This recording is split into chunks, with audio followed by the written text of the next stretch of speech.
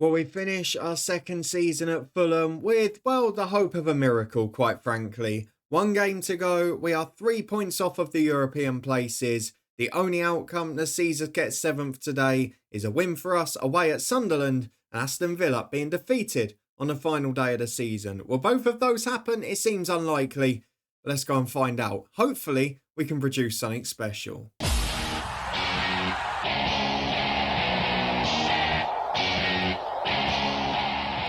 Yes, hello and welcome along to part 15 of this FM09 Let's Retro save from Fulham. We are back today with a desperate chance, and a very slim chance at that, of making it in to the Europa League next season or the UEFA Cup, as we try to snatch 7th from Aston Villa. But how crucial will those drop points against West Ham in the last episode be? We go into the final game of the Premier League season in 8th place. We are 3 points behind Aston Villa, who, as you can see from this fixture list, travelled to West Ham, who held us last time out. The only scenario that sees us finish above them is a win for us and a defeat for them. Seems unlikely, doesn't it? If you want to find out if we can do it, then please do put a thumbs up on it. But for now, there is nothing else to prelude this episode with. There's nothing else to build up to. It's the final game of the season. It's a massive occasion. It seems very unlikely. We've got to go for it, and we've got to try and fulfill our end of the bargain. We got a big win at home to Sunderland, but we struggled with them last season,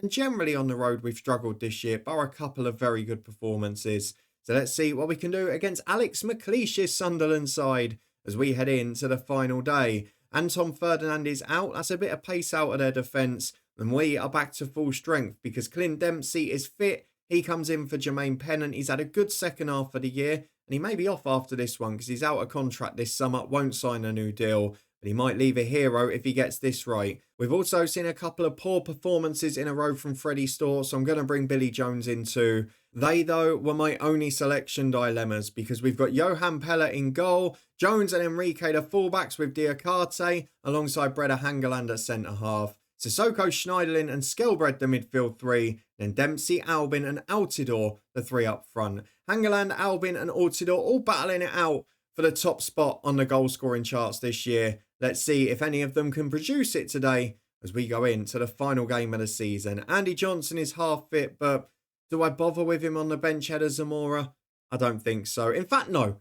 Redemption for Andy Johnson, first goal of the season, on the bench if need be. Let's go and see if we can produce a miracle. And more importantly, whether West Ham can as well. Well, 4-4-2 for our host today, and they've got two big strikers that we generally struggle with. Kenwyne Jones, an absolute monster up there. Had a poor season, but Bangura has not. He has become a superstar in this game. In midfield, they've also got the likes of Kieran Richardson, Steve Malbronk, and a young Arturo Vidal, who has now come through and started to look like a superstar. And if we go into defence, Emilio and Suat, Tal Ben Haim, Zat Knight, solid Premier League defenders. Although Zat Knight in our FM06 save had a habit of being sent off against us. Let's hope that continues and rides over into this one. Into the first half we go. I mean, our result is only really half of the battle today. Let's see if we can win this game. Let's see if we can do our job. And then we can start to look elsewhere. We've got the latest scores up at the bottom of the screen. West Ham Villa is amongst them. Hopefully, we're going to see something special. As we're 10 minutes gone, it's Sissoko with a free kick. Let's get our lead in place. Schneiderlin up to Altidore. Does well against Ben Haim. Richardson in for the second ball though. Bangura can bring it away. Sissoko chases, but look at the power he runs with there. Such quality in possession. As Vidal picks it up in midfield. Just glides past Skelbred and plays it wide to Malbronk. He gets to the byline. Good block, Enrique. But not the start we wanted. Getting hit on the counter. We don't really look like taking the lead, do we? As Phil Bardsley has got the throw on the right. Big ball in towards Jones. Sissoko heads it out again. Not the most key of key highlights. But still, we're going to see it regardless. Will we see the next Bardsley throw? I think we do. Vidal picks it up on the right. Skelbred blocks it. Why are we just watching a succession of throw-ins? This is not a key highlight. How many times do I need to say it? Big ball in. Hangeland wins it. Don't say it's another throw. Oh my God. I'm just proving it to you here. Key highlights. Literally what I've picked. We've watched 4 throw-ins in a row, put out for another throw. Malbron gets it back to Bardsley. Big ball in towards Kenwyne Jones. Albin gets there, then gives away a penalty. Bangura tripped by Albin. How many penalty decisions are we going to have go against us? Insua steps up. It could be over within 15 minutes. So many times penalties have gone against us this season. Two wrongly a couple of episodes ago. If they had gone the right way, we would still be in 7th. But this time, Albin, star of the season, commits the foul. And we're behind with just 14 on the clock. Not the ideal start to this final day. Well, 16 minutes on the clock. It is Johan Pella with the long goal kick. Headed away as far as Bangura into Kenwyne Jones. Been a disastrous start for us so far. We've got the ball at the other end with Schneiderlin. It's still 0-0 for Aston Villa. So at the moment, our scores are relevant. If we score 2, we can start to look as Albin into Dempsey, who I think's offside. Dempsey turns his man, puts it in, and he's not given off. He looked it. I've got to be honest, it's gone down as an own goal off that night. His woes against my teams in FM continues. Can we play him every week in these retro series? He was disastrous against us in FM06. And he's struggling again here as well. Seems a harsh own goal against him. But we'll take it. Absolutely brilliant with 22 gone. We're back on terms immediately. As Insua has got the ball at left back. And now Villa have gone ahead. Of course West Ham have crumbled today. Ridiculous. Though Schneiderlin flies in on Gonzalez. Given to Richardson, who beats Dempsey. Richardson intercepted by Billy Jones. But still comes out with the ball. Poor defending. Good ball in. Skelbred knocks it away. So now we need a Fulham goal and 2 West Ham goals. Does not seem likely. Out for a goal kick for us. I think it's just going to be one game too far. And now we get to pin our hopes on an even more unlikely outcome, which is that European fair play draw that takes place in June. Imagine we get a place because of that. I think that's how Fulham might have got in originally. Back in the day. Correct me if I'm wrong. As Gonzalez crosses. Big ball to the back post. Richardson chases. Bardsley will get there first. Big ball in. Kenwyne Jones is up. Hangeland does enough. It's out for a goal kick.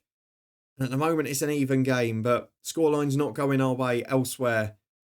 So our one becomes irrelevant as Pella goes for the long ball forward. Altidore up against that Knight, who misses it. Tal Ben Haim brings it down, just goes for the big punt downfield. Diakate wins it in the air. Vidal beats Sissoko. Richardson comes out with possession. He's having a great game. We were linked with him earlier in the season. He's developed really well in this one. As Bangura puts the ball wide of the post, 1-1 it remains. We are seeing a lot of this match, and most of it, it's got to be said, is Sunderland attacking us. As Pella has got the chance from a goal kick, plays long over the top towards Altidore. Skelbred goes up, Sissoko wins the second one. Here's the chance, it's cleared away. And Bangura's got the chance to come past the halfway line. It finds Vidal. To be honest, we look second best physically, and I think that's why we struggle with Sunderland. Though Bardsley's gone down, Tal Ben Haim caught napping, Altidore in, Albin's in the middle, got to find him. Oh, Josie, that's so greedy. It's so greedy. Just let Albin be the top scorer. Let him have his chance. As we've got a throw on the right, why is Jose Enrique taking it? For the love of God. As Altidore into Dempsey. There is nothing in my tactics that has got the left back taking throws on the right. It's ridiculous. As Enrique finds Sissoko. Space to run into. It's back to Hangeland. Up towards Skelbred. Support down the left-hand side. Lovely touch. Beats Bardsley like he's not there. Breezes past. In towards the byline. Skelbred can cross, but Bardsley gets back. And now there's no midfield as Malbronk brings it away. Big punt downfield. And this is where we struggle physically. Diakate caught napping. Kenwyne Jones in. How easy is that? Bangura on the rebounds. We have been done by a straight ball over the top. Do you know what? I concede. We don't deserve to get into Europe. It's been the story of the second half of the season away from home. You saw one brilliant display against Spurs. But then so many disasters either side of it. Away from home, we have been poor. And it's what's cost us. Last season, we didn't have enough of an attacking threat. This year, we've improved massively. But away from home, we've just not quite got it. The right side of the team is weak. Billy Jones not great. Store's not great. Dempsey and Pennant average. It's got to be the area of improvement. But the question now is how many are we going to lose? Because we're not going to have European football, barring a fair play draw. And that means a lot are going to force their way out. We're on the stroke of half time. Villa are still winning anyway. As Billy Jones on the right, you better not lose it. Find Schneiderlin. Back to Sissoko. Can we equalise before the break? Still want to finish on a high here. As Billy Jones finds Schneiderlin again. Has support in the middle from Skelbred. Has time and space to run into. 30 yards out. Looks for Albin. Can he make amends for the penalty? No, he can't. Again, him and Altidore. I know they're both playing for top goal scorer, but it just seems selfish. They're taking the wrong options. We're going to make some subs at half time because we've been appalling. And so I expect nothing other than a result. I'm going to take Billy Jones off for Store. I'm going to take Schneiderlin off for Andreasen. And we're going to hope those two changes make a difference. I'm going to take Andreasen off long shot straight away because he's done my head in the last few appearances. And with 45 to go in our season, we need 2 miracles now rather than 1. Well, I've just moved the latest scores above my head so you can see that West Ham are losing to Aston Villa. It's not ideal for us as we cleared a ball from the left with Enrique. I did check the throw-ins as well. Nothing to suggest Enrique should have been taking them on the right. As Altidore holds the ball up, tries to be a bulldozer. That Knight's there to stop him. Oh, now Diakarte's got injured. It is a fitting end to the season, isn't it? Can't just go well for one day. And we are going to be that agonising team that misses out in 8th. As Dempsey gets down the right-hand side. Chance to beat his man, get to the byline. Good run. Dempsey gets there. Chance to cross. It's deflected for a corner. I'll leave Diakarte on just for that. Because we know that we can score from these. Hangeland, Diakarte in the middle. There's got to be a time. Headed away easily. Pathetic corner. Didn't beat the first man. Diakarte off for Andy Webster. Final game of the season is really going with a whimper, isn't it? Well, 20 minutes remaining. Frederick Storr has got a free kick long to Dempsey. Aston Villa are doing their job very professionally and we are not doing ours at all. As Hangeland heads away for Sissoko in that more advanced role now. Just turns back, plays the safe pass to Storr. Dempsey's down the line but he's dallied. He's taken so long.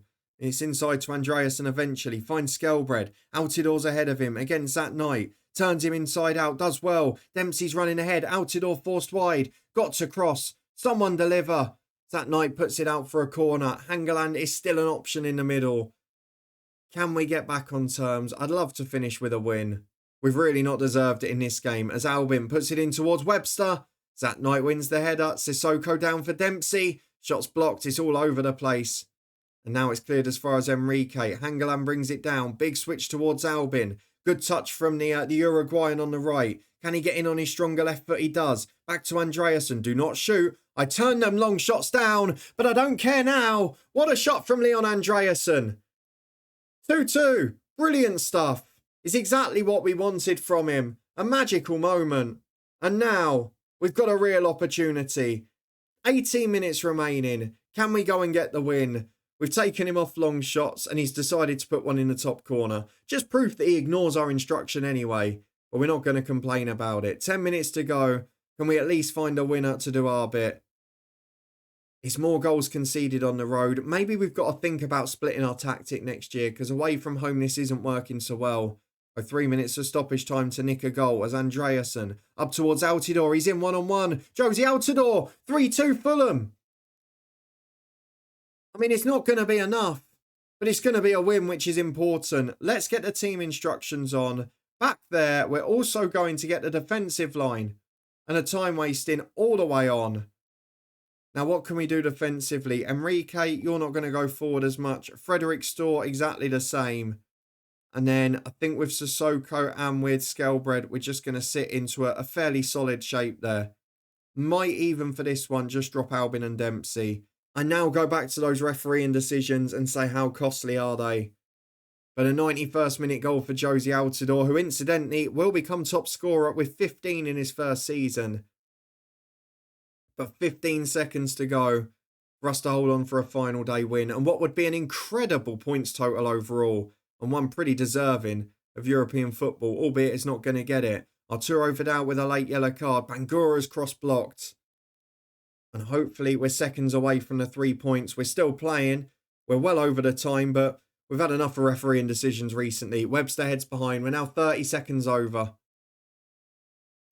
Kieran Richardson with a corner. I mean, it's happened enough times this season that I'm not going to get excited. Webster heads clear though. And Altidore is one-on-one because they've committed men forward. He goes all the way. He's got support on his left. Referee blows the whistle as he's running in. West Ham unfortunately lose to Aston Villa. It is an 8th place finish in what is essentially an 8-team league because there is such a big gap after that. It was a really good result. It's a really decent effort this year. But it's agonising, isn't it? Look at this table. We finish in 8th place. Liverpool lose out to Aston Villa in the end. We finish 2 points behind Liverpool, 3 behind Villa, and 21 ahead of 9th place Everton. It feels cruel that we are the one side to miss out on Europe there. As it is though, we wait for the fair play draw. I've no idea if you can determine or find out who it's going to be before. I don't think I've ever seen it be England in any of these saves, so I wouldn't bank on that happening this time. However, we will hope, we will wait and see. But before we go and finish off this one, 13.5 million in the bank, but there's bigger worries. We've got to plan ahead to next season. My biggest concern when I look at this now is, one, Clint Dempsey is probably going on a free this summer, although he's discussing terms now. So Clint Dempsey will probably stay. That's a good sign. We'll at least get money for him, even if he doesn't end up being a long-term player for us.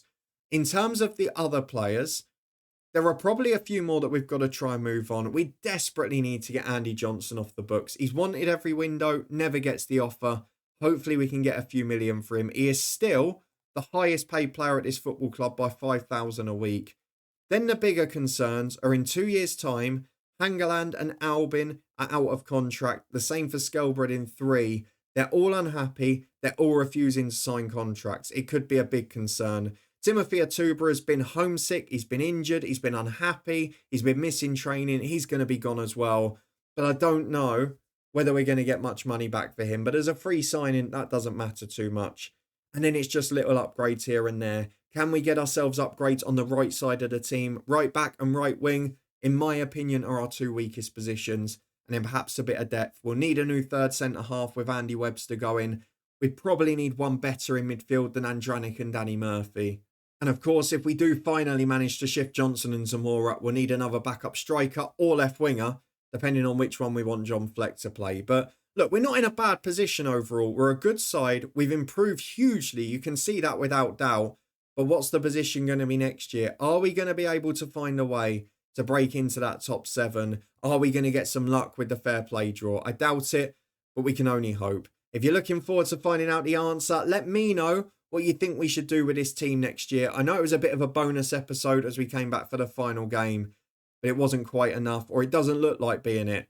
Will we be able to change that next year? There's going to be a few adjustments in here. There's going to be a few players that probably push their way out of the club if we don't have Europe.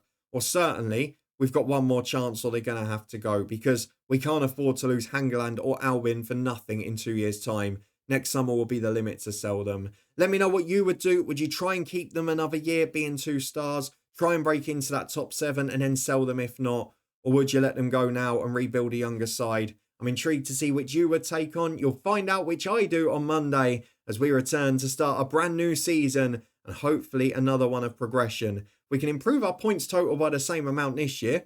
Who knows, we might be Premier League champions in 12 months' time. If you're looking forward to seeing that and you did enjoy this one, a big final day win, but not enough in the end, then please do put a thumbs up on the video. If you want to stay up to date with the next season, or we return next week to get going with, then please do subscribe and turn that notification bell on, as I suspect another busy summer transfer window is on the way. In the meantime, we will have our stream replays this weekend. Plenty to come on the podcast channel in the next couple of weeks with the EFL seasons getting ready to go. And we'll also be live on Twitch with some watch-alongs from Champions League qualifying and LMA Manager 2003. For now, though, thank you very much for following Season 2. Thank you for supporting this incredibly quickly improving Fulham team. It's not accelerating quickly enough, though, as we just miss out on Europe on the final day. Let's see if we can put that right next year and keep hold, fingers crossed, of some of our star players. I'll see you next week to find out if we have.